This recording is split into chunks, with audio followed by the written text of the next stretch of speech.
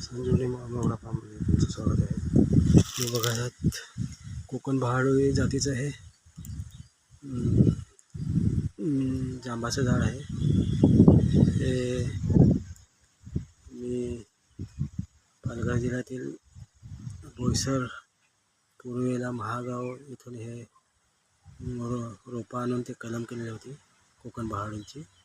तर आता मी 25 तारखेला मी लावणार आहे. जून या वर्षी पाऊस, आज 12 जून तरी पाऊस आलेला नाही. 25 तारखेपर्यंत येण्याचं चिन्ह आहे.